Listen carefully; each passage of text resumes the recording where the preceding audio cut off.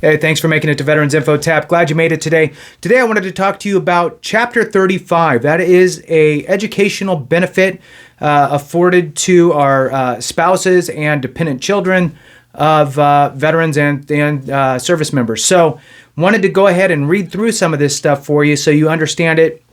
This benefit is fantastic. I've had my wife has used it, as well as my oldest son have both utilized this Chapter 35 benefit, and it's actually pretty easy to apply for and get and maintain and all of that good stuff. So I can't really say enough about it.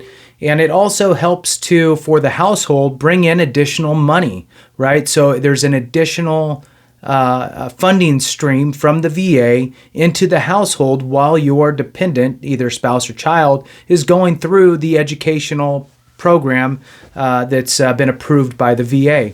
So with that, let's go ahead and read through this, and I'll kind of give my little 2 cents as we go through it.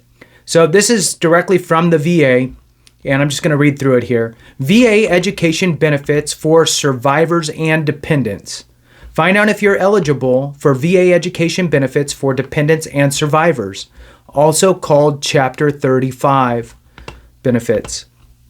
If you're a dependent, spouse, or child, or the surviving spouse or child of a veteran, you may qualify for Chapter 35 benefits or job training through a GI Bill program. Am I eligible for education benefits?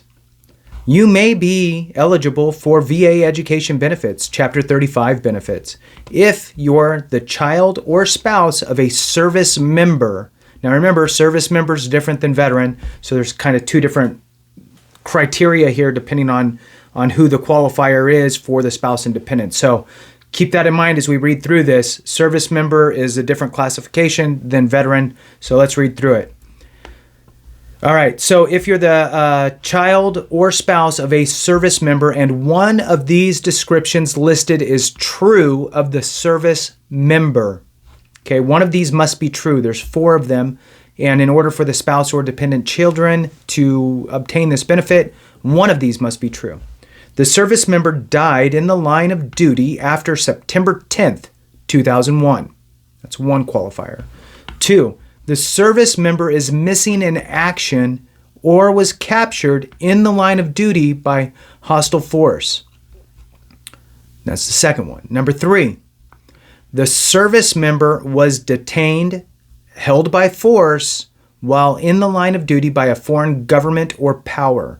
So that's number 3, third qualifier. Fourth qualifier is the service member is in the hospital or getting outpatient treatment for a service-connected permanent and total disability and is likely to be discharged for that disability.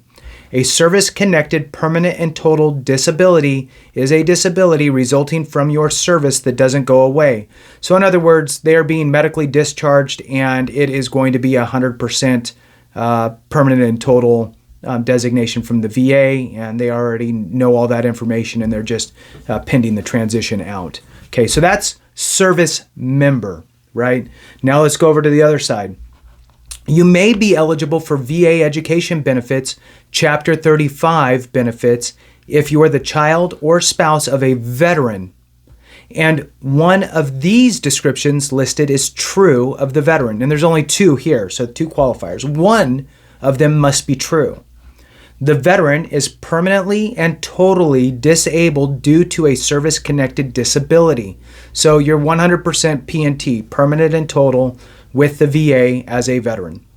Or the veteran died while on active duty or as a result of a service-connected disability. Okay, this part's really, really important.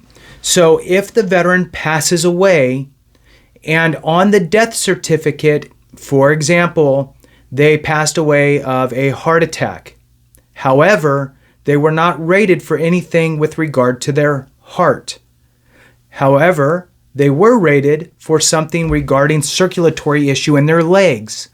You, as the surviving spouse or dependent children, could go get that death certificate revised and have them add as a contributing factor to the death.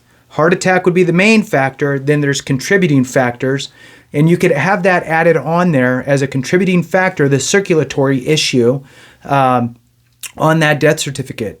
The VA looks at contributing factors the same as the factor for death.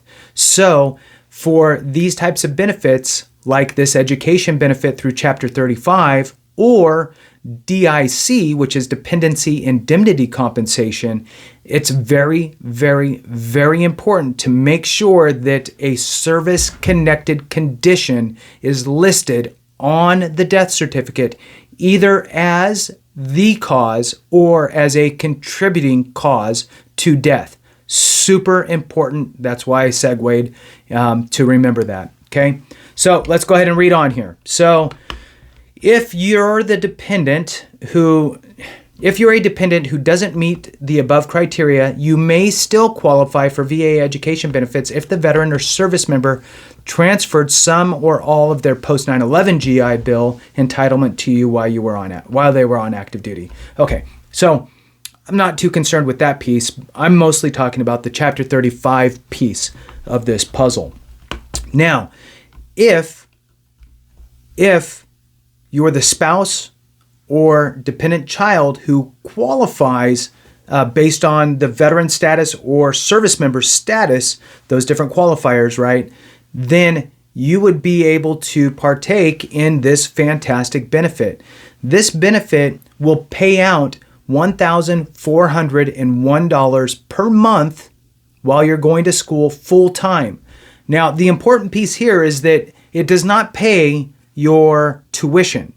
It just pays you a monthly stipend, or whatever they call it, right? I just call it a stipend. They might call it a stipend. But you get this check, right? You as the student get the check deposited into your account, $1,401 per month while you're going to school full time. Then it's on you to pay the school. So, for example, my wife went to a school where the tuition was, in order to have it paid off at the same time that it would end, we would have to pay, I want to say it was around maybe $400 a month. So that left $1,000 per month of kind of discretionary funding, if you want to call it that. So a great benefit. And again, I mean, to break even, you could spend up to $1,401 per month on your school needs, tuition, and so forth. So you can get into a fairly expensive school and have it fully paid for, or you can go with a less expensive school, community college, that type of stuff, and have it be fairly inexpensive and have a lot of discretionary funding left over. Let's see here. How do I get these benefits is the next section, and it goes into you'll need to apply. There's an application for the Chapter 35. It's a short application, fairly easy. There are two main GI Bill programs for surviving spouses and dependents and so forth. And that's the Fry Scholarship, and then the Chapter 35, which is the Survivors and Dependent Educational Assistance Program, which is, again, the Chapter 35. So with that, I will go ahead and put all this information in the comments below and the description, so that way you have it. And with that, we'll go ahead and end it there. Thanks a lot. I appreciate you. And remember, if we don't take care of each other, something went wrong.